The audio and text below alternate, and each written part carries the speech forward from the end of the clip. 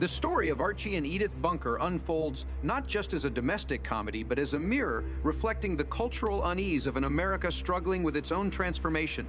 Beneath the laughter and banter of all in the family, there lies a portrait of a man watching his world erode piece by piece, his work, his marriage, and the illusion of control that once defined his masculinity.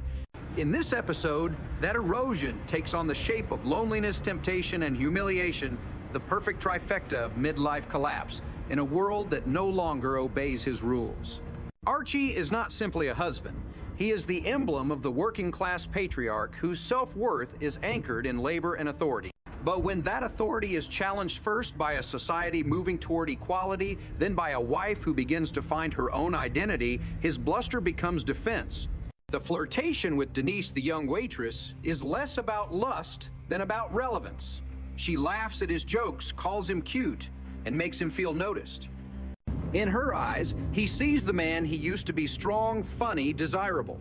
In Edith's tired kindness, he sees the man he has become ordinary, predictable, fading. That contrast drives the episode's emotional tension. The humor in the early scenes masks something deeper, the erosion of communication. Archie hides behind jokes because they're safer than honesty. When he teases Edith about her volunteer work or complains about the Sunshine Home, he's really expressing a fear that she no longer needs him. She, on the other hand, fills her days caring for others because it's the only space left where her tenderness is valued. At home, her empathy meets sarcasm. At the nursing home, it heals people. The irony is brutal. When Edith leaves one night to help an elderly friend, Archie decides to seek comfort elsewhere. The visit to Denise's apartment is one of the show's most revealing moments. The awkwardness of his body language, the nervous laughter, the fidgeting with his hat, the clumsy attempts at seduction shows a man fighting not desire but his own conscience. The dialogue, full of pauses and half-finished thoughts, becomes a map of his internal conflict. He wants to be seen, admired, desired, but not by someone who will actually follow through. When the delivery boy catches him there and jokes about having a ball, Archie's fragile self-image shatters. He realizes that what he thought was a secret indulgence looks from the outside like a cliché, an aging man chasing youth. The laughter turns against him. That humiliation follows him home, where Edith's intuition takes over. She doesn't accuse, she asks. And each time he lies about bowling poker, helping a neighbor, the lies grow more desperate, more absurd. The moment she finds the piece of paper with the waitress's number, silence fills the space. In that silence, decades of unspoken emotion rise to the surface. Archie confesses in fragments, trying to control the narrative. It didn't mean nothing. He says a line that captures the blindness of his gender and generation. For him, meaning is tied to action. For Edith, meaning lives in intention. To think of betrayal is to commit it in the heart. Her decision to leave is not an act of vengeance. It is a declaration of selfhood. For years, she has been the invisible gravity holding his chaos together, the emotional laborer in a household that rarely acknowledged her work. The moment she walks out, the entire structure collapses. Archie's freedom, which he always claimed to want, arrives, and it terrifies him. Alone at Kelsey's bar, surrounded by men who mirror his bitterness, he jokes louder, drinks faster, and pretends harder. His old jokes sound hollow now. The men laugh out of habit, not amusement. In that laughter, he hears the echo of his own obsolescence. Meanwhile, at the Sunshine Home, Edith is surrounded by people who remind her of the fragility of time. Their arthritis, their dentures, their fading memories, all of it becomes a quiet metaphor for her marriage. Yet she finds joy there too, the joy of purpose, of usefulness. For the first time, she realizes that she doesn't have to be Archie's Edith, she can simply be Edith. That discovery, subtle, unannounced, is the beginning of her liberation.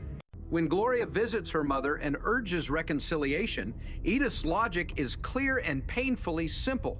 He was thinking about doing what he said he didn't. Her words dismantle decades of denial. She doesn't need proof, she only needs to name the truth. For Gloria, raised in a more modern generation, forgiveness seems obvious. But Edith represents a quieter rebellion, one that demands emotional accountability, not through anger, but through withdrawal. She refuses to be the perpetual forgiver. The reunion scene on the porch is written like a slow dance of pride and longing. Two people who have built their lives together but forgotten how to talk without hurting each other finally share the same silence.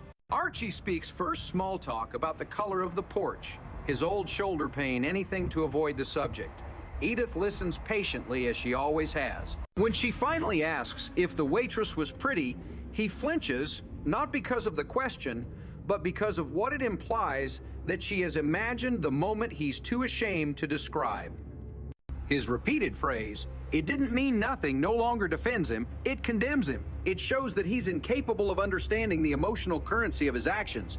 And yet Edith forgives not because he deserves it, but because she chooses to live without bitterness. The reenactment of their wedding vows is tender, awkward, and deeply American love expressed through humor apology disguised as laughter.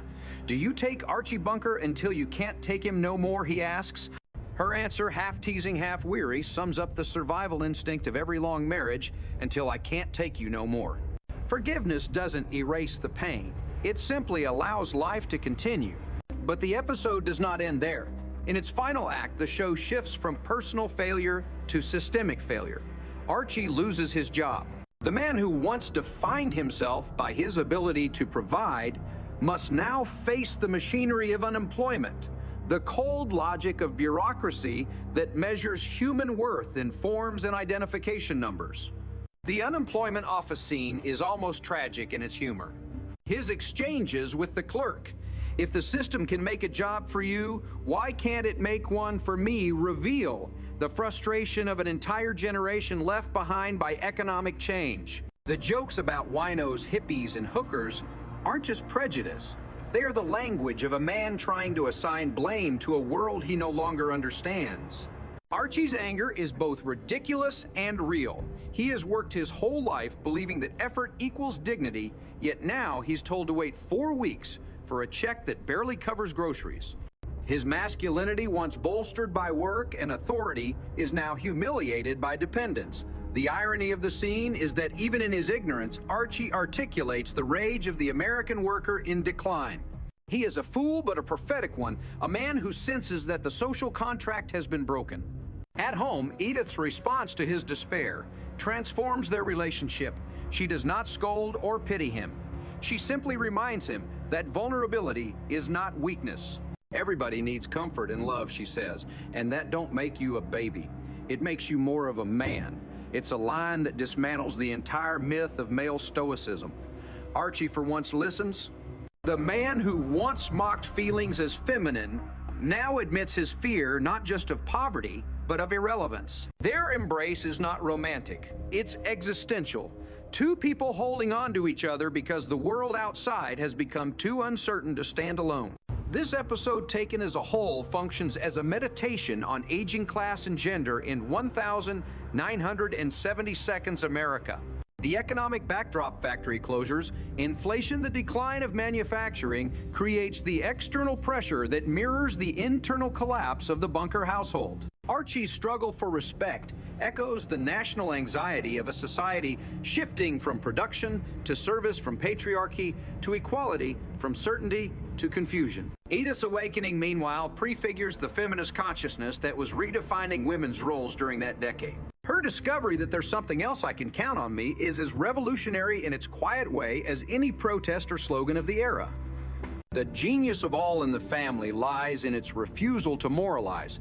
It doesn't punish Archie for his flaws, nor does it glorify Edith for her patience. Instead, it allows both to exist in the messy gray space of humanity. Archie's bigotry, insecurity, and stubbornness coexist with his loyalty, humor, and capacity for change. Edith's gentleness, often mistaken for weakness, becomes a source of power, the power to forgive, to endure, and to define herself without hatred. Together, they embody a paradox, a couple bound by love and limited by fear, constantly hurting each other but unable to live apart. By the end, when they sit side by side, the laughter track fades into something almost sacred. The audience is no longer laughing at Archie, but watching him wrestle with the same question every generation faces: how to adapt without losing oneself. The closing lines, his halting declaration of love, her quiet reply, capture the essence of the show's moral vision. Love in this universe is not grand or romantic, it is survival. It is two imperfect people choosing day after day not to give up. When the credits roll and the familiar theme returns, boy, the way Glenn Miller played It no longer sounds like nostalgia for simpler times. It feels like mourning for an innocence that never really existed. The America Archie misses, where men were men and girls were girls, is the same America that excluded, silenced, and divided. Yet his longing for it is not malicious, it's human. He represents the pain of change, the confusion of progress, and the stubborn hope that somehow things can still make sense. All in the Family remains powerful because it exposes that contradiction without resolving it. The show never asks us to love Archie, only to recognize him in ourselves, the part that fears being left behind, the part that clings to certainty, the part that mistakes control for love. Through laughter and discomfort, it teaches empathy without absolution. And through Edith's quiet resilience, it shows that grace, the kind that forgives without forgetting, can be the most radical form of strength. In the end, Archie and Edith's story is not about sin and redemption, but about endurance. Theirs is a marriage built on the fragile architecture of habit, laughter, and the refusal to let go.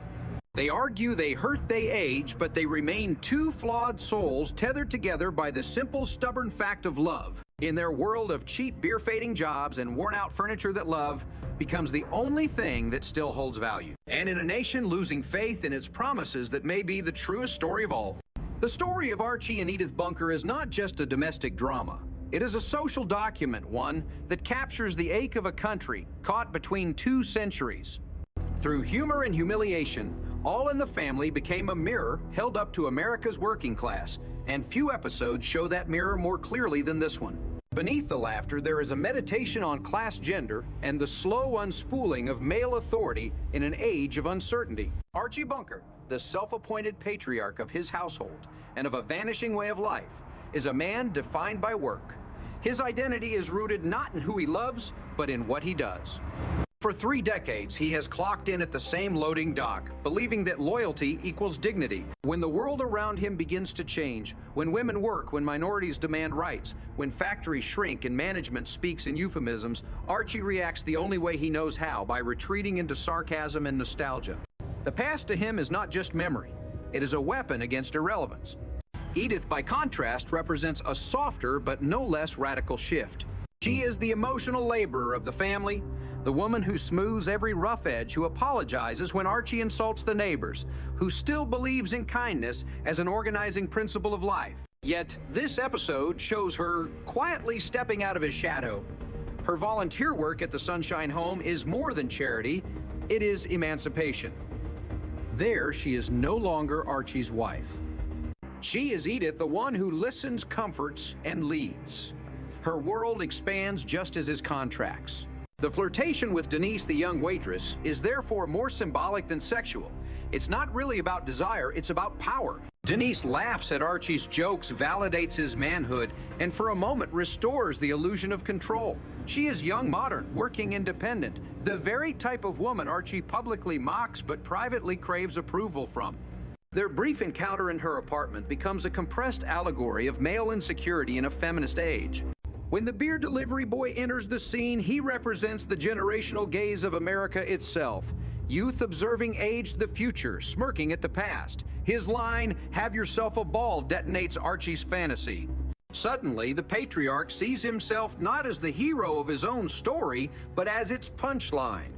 He leaves before the act can become sin, but morally, the boundary has already been crossed. The laughter of the audience turns uneasy. We are not laughing with Archie anymore, we are laughing at him, and he feels it. At home, the confrontation with Edith plays out like a courtroom drama without lawyers. She does not raise her voice. She simply asks, "Where were you? Whose number is this? Was she pretty?" Her calmness is devastating because it denies Archie the chaos he thrives on. His defense collapses under its own absurdity. First bowling, then poker, then groceries. The lies sound like lines from a dying script of male excuses. When he finally admits the truth, it didn't mean nothing. He reveals the moral blindness of an entire generation that mistook emotional betrayal for harmless fun. Edith's departure is quiet, but revolutionary. For a woman of her background, a post-war housewife in Queens, to leave home even temporarily is an act of protest as radical as any march. She doesn't slam doors, she simply walks away, forcing Archie to live with silence. That silence in the cultural lexicon of the 1,970 seconds is the sound of patriarchy losing its echo. At Kelsey's bar, the working-class cathedral of male escape, Archie tries to rebuild his sense of belonging. Surrounded by men who drink away their disappointments, he performs the old rituals of camaraderie, jokes, complaints, laughter. But the laughter no longer heals. It mocks. The industrial America that once made these men necessary is collapsing around them. Their hands trained to lift crates and swing hammers have no use in a world of paperwork and automation. Archie's job loss later in the episode is not an accident of plot. It is the historical inevitability of the deindustrialized nation. Meanwhile, Edith's new environment, the Sunshine Home, becomes a metaphor for resilience. Among the elderly, she finds purpose. Her kindness, once taken for granted, becomes a skill. The very qualities that made her invisible at home, patience, empathy, steadiness, are what make her indispensable here. In the macrocosm of the American social shift, she personifies the transformation of feminine virtue into agency. The episode's middle act, where Gloria visits Edith, deepens the generational conversation. Gloria belongs to the post-pill America, where women debate liberation openly. Edith's feminism, if one can call it, that is intuitive rather than ideological. She doesn't speak the language of empowerment, she lives it quietly. When she tells Gloria, even if he didn't do what he said, he was thinking about doing it. She's articulating a moral philosophy that transcends feminism. It's the ethic of emotional truth. Archie's visit to Edith later on is one of the most understated yet powerful reconciliations in television history. The porch scene, bathed in the stillness of an aging evening, strips away the sitcom artifice. There is no audience laughter, no punchline, only two people confronting the wreckage of their shared years. Archie speaks of trivialities, paint colors, shoulder pain, because he cannot yet speak of guilt. Edith's simple question, was she pretty, cuts through all of that. The brilliance of her line lies in its simplicity. She is not seeking comparison. She is seeking honesty. His reply, it didn't mean nothing, is the same line he's used before, but now it trembles. It no longer protects him, it exposes him. Edith's answer, it meant something to me, is the pivot. In that moment, she stops being the victim and becomes the moral center. When Archie re-proposes to her with the mock vows, do you, Edith Baines, take Archie Bunker to be your lawfully wedded husband until you can't take him no more? It's both satire and sincerity. The humor is a disguise for vulnerability. What he's really asking is, can you still love me knowing who I am? And what she's answering between laughter and exhaustion is, I already do, but differently now. Then comes the layoff. The news hits him like a personal betrayal. After decades of labor, he is discarded by the very system he defended. The unemployment office scene distills the moral absurdity of the era. Archie, the embodiment of blue-collar loyalty, is now a supplicant in a bureaucratic maze. His outburst, if the system can make a job for you, why can't it make one for me, is not ignorance, it's clarity. In one sentence, he exposes the hypocrisy of a capitalist order that praises work but punishes workers. The clerk, young and detached, represents the new meritocracy, educated, polite, efficient, but emotionally sterile.